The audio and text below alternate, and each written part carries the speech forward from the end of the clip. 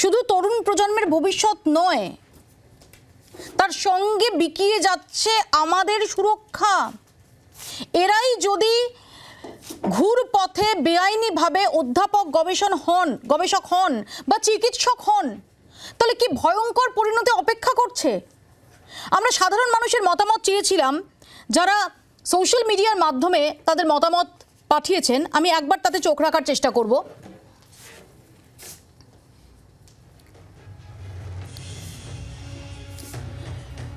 সর্বরী গুপ্ত ভায়া বলছেন, আসল মাথা আগে ধরতে হবে। কেন্দ্র রাজ্যে এতগুলো মেয়ের ভবিষ্যৎ নিয়ে ছেলে খেলা করা যাবে না।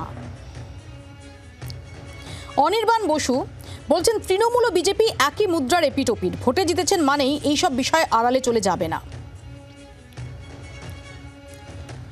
পরিতোষ বর্মন বলছেন, বেকারদের কথা কেন্দ্র বা রাজ্য কেউই ভাবে না, তারা শুধুই ভোট ব্যাংক।